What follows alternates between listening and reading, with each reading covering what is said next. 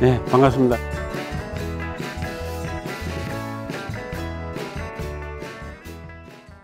저는 지금 현재 그 노동정치 사람의 운영위원으로 활동하고 있고요. 그리고 지금 현재 요양병원을 하고 있고요. 근데 뭐 아직까지도 제가 한의사라는 걸 안 믿거나 또는 뭐 하여튼 그 병원에서 근무하고 있는 그 이장규라고 합니다.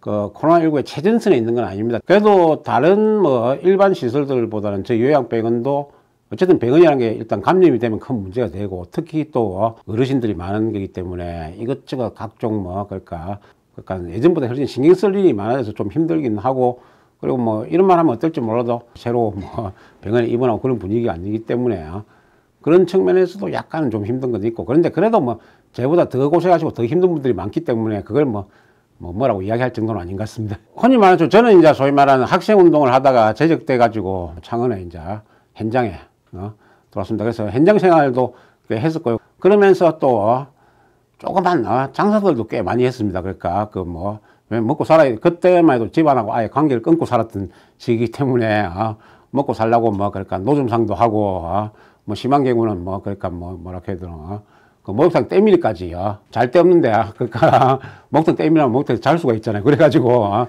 때밀이도 한 적도 있고 뭐 하여튼 좀 생각보다 지금 제가 볼 때는 배도 나오고 뭐 그러니까 덩치도 있고 이래서 병원도 하고 있고 이러니까 부자인 줄 알겠지만은 생각보다 예전 인생들은 많이 파란만장했습니다. 그렇게 하다가 이제 정말 이렇게는 못 살겠다 싶어서 이제 아이고 내가 언제까지 이래야 되나. 사실은 저도 한때는 사실은 거의 운동을 거의 뭐 반쯤 포기하고 이제 나도 먹고 살아야 되겠다. 언제까지 내가 이렇게 그러니까 생계 허덕여야 되나. 그래가지고 사실은 학원 생활을 90년대에는 꽤 했습니다. 학원에서도 꽤 조금은 성공을 했었습니다. 그런데 또 그게 약간 성공하니까 또 재미가 없더라고요. 그러니까 내가 끼거든 뭐 학원 강사하면서 돈이나 벌고 살아 있어야 되나 할 때 마침 그때 이제 97년에 그러니까 그 당시 건영길 전민요총 위원장이 대통령 선거에 나오고 2000년 민주노동당이 창당되고 그러면서 야, 그 정도라도 내가 뭐 다른 건 몰라도 이 정도는 해야 되지 않겠느냐라고 하면서 민주노동 창당 발기인으로 이제 진보정당 운동에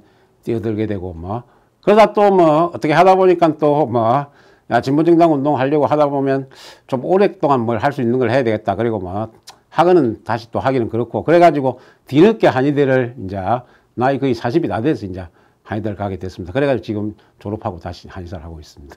이제 나도 먹고 살아야지 내가 무슨 용가리 통빼냐 요래가지고 자 그러면은 정가도 있고 나이도 있고 그럼 뭐 지금 뭐 있는 게 없는 상태에서 그나마 할 수 있는 건 그나마 이제 제가 뭐 학교도 굳이 밝히지는 않겠지만 졸업을 못했기 제적당하긴 했지만 어쨌든 좋은 학교를 다녔고 그래서 그걸 가지고 먹고 살려고 하다 보니까 제일 간단한 방법이 사실은 학원. 그러니까 처음에는 뭐 학원에서 대단히 성공을 하겠다고 간 게 아니고 그게 제일 손쉽게 돈벌이가 되는 거였습니다. 그래서 이제 학원을 시작했는데 그래서 하다 보니까 또 재밌더라고요. 그리고 또 뭐 생각보다 좀 적성에 맞는 것도 있고 그런 여러 가지 요인들이 있어가지고 한때는 소위 말하는 그러니까 마산 창원 지역에서 가장 유명한 요새식으로 얘기하면 일타 강사였죠. 그리고 실제로 뭐 그 당시 서울 쪽에서 스카우트 제의도 좀 있었어요. 근데 스카웃은 안 된 이유는 뭐 지금 벌써 감이 잡히죠. 왜냐 제가 워낙 사투리도 심하고 그 의향도 좀 독특하고 그렇습니다. 그러다 보니까는 서울에서 그러니까 창원에서 제일 잘하는 강사라던데라고요.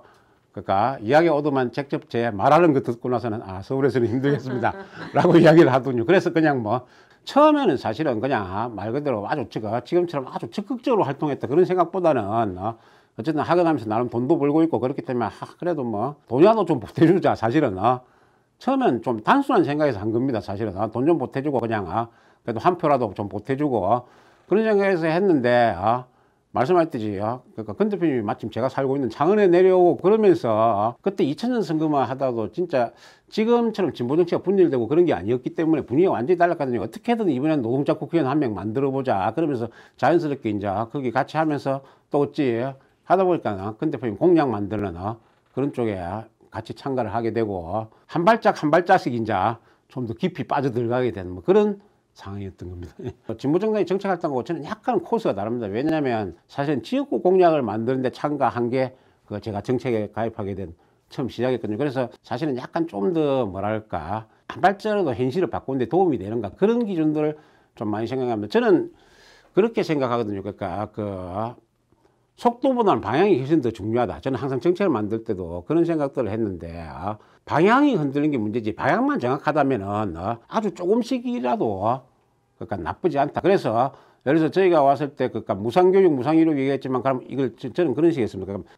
요즘은 국가장학금이 있지만 그 당시에는 장학금이 없었거든요. 그래서 그러면 학자금 이자라도 이자는 얼마 안 되니까 이자라도 지자체에서 그러니까 지원해 줄 수 있지 않느냐 뭐 이런 식으로 기본 방향은 가지되 그 방향에서 그러면 실제로 지역에서 뭐 도움이 되는 건 뭘까 그런 입장에서 좀 많이 접근을 했던 건 그런 측면이 있습니다. 예.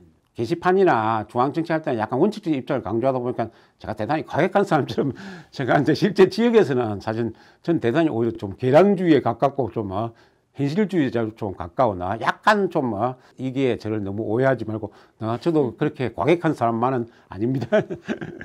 창원 지역이 약간 그 의대가 없습니다. 그리고 대학병원도 최근에 이제 그 창원 경상대 병원이 만들어져서 그렇지 그 앞에는 대학병원도 없었거든요. 의대도 없고 대학병원도 없고 상당히 인구가 많은 도시인데도 그랬어요. 그러면서 이 공공의대를 그때부터 제가 이야기한 적이 있습니다. 무슨 말이냐면 그러니까 의학교육을 무상으로 하는 대신에 졸업한 사람들이 뭐 10년이든 20년이든 일정 기간 동안 공공의료기관에 의무적으로 근무하도록 하자. 왜냐하면 공공의료 강화라고 하는 게 단순히 뭐 시설이나 장비만 가지고 되는 게 아니거든요. 실제로 거기서 근무하는 의료 인력들이 있어야 되는 건데 그 의료 인력들이 지금 실제로 상당히 부족하고 그래서 제가 공공의대라는 아이디어들을 상당히 일찍부터 이야기 공약으로도 넣고 일찍부터 이야기한 게 있고 게다가 그게 지금 정부에서도 그렇게 하겠다고 하고 있으니까는 사실은 뭐 보람이랄까 그러니까 제가 그때 옳은 방향으로 미리 제시한 게 지금 뭐 제 말을 들은 건 아니겠지만은 그런 게 가장 뭐 저로서는 기억에 남는 걸 이야기하면 그게 가장 기억에 남습니다. 예.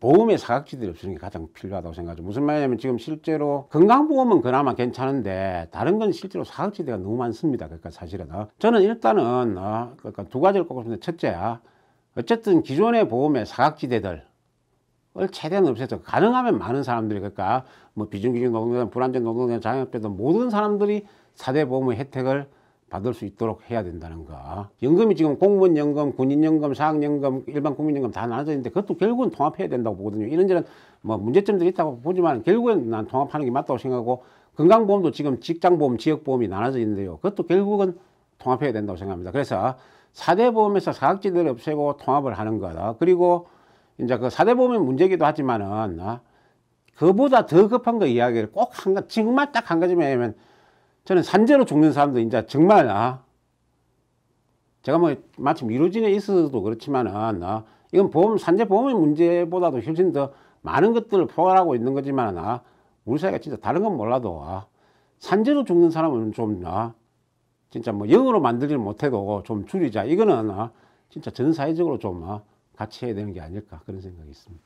예. 사실은 뭐 아쉬움이 전혀 없다 그러면 그건 거짓말. 왜냐하면 정책이라고 하는 거는 결국은 그렇거든요. 내가 제안했거나 내가 생각한 정책이 조금만 더 현실화되면 사실은 정책 활동가들은 그런 게 보람이기 때문에 내가 아까 제가 공공의대도 말씀드렸지만 이런 제안을 했는데 그게 실제로 현실에서 적용되고 그러면 사실 그게 제일 보람입니다. 그렇기 때문에 어쨌든 이왕이면은 그런 걸 실제로 실현시킬 수 있는 큰 정당에 가면 사실은 좋다는 생각을 안 할 수는 사실은 없습니다. 아주 솔직히 말씀드리면서. 근데 저는 그보다 더 크게 생각하는 게 정책이 결코 개인적인 아이디어가 아니다라는 거거든요. 조직적인 협동이 중요한 게 정책이에요. 왜냐하면 어차피 아무리 뭐 정책 활동 전문가고 또 뭐 나름 개인적인 아이디어가 풍부한 사람이라도 모든 정책들을 자기가 다 알 수는 없거든요. 정책은 결국 온갖 여러 사람들의 이야기를 들으면서 거기에서 그 과정 속에서 그럼 우리의 기본 방향을 관철시키면 어떻게 해야 되는가 그런 것들을 고민한 거기 때문에 하나의 팀플레이어고 계속 말하지만 그건 팀플레이에서는 같은 방향을 바라본다는 게 더 중요한 겁니다. 같은 방향을 바라본다는 게 중요하기 때문에 애초에 뭐 이런 말 하면 이상하지만 저는 뭐지 미래통합당이나 더불어민주당은 우리하고 같은 방향을 바라보는 사람이 아니라고 생각하기 때문에 그게 어떤 팀플레이 내지는 조직 의견 측면에서는 무슨 의미가 있겠느냐라는 생각입니다. 그래서 거기에 대해서는 뭐 아예 예전부터 생각해 본 적이 없고요. 그냥 가끔 뭐 아쉬운 정도는 있었지만 모든 진보 정당들이 마음에 안 드는 게 많지만 그래도 어쨌든 큰 방향에서는 나는 같은 걸 바라보는 진보 정당끼리는 그렇다고 뭐 억지로 통합하라 그런 건 아니고요.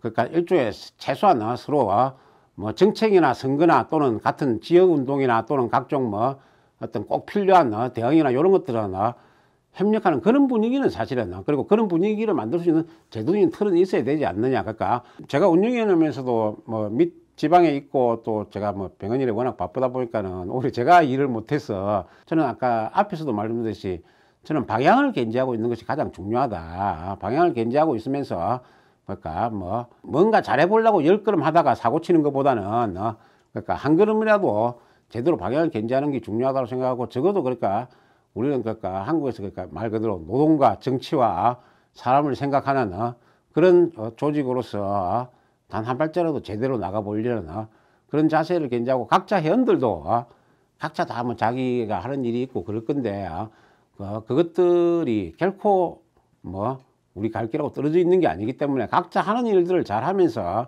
좋은 방향을 유지해 나가는 게 필요하다고 생각합니다.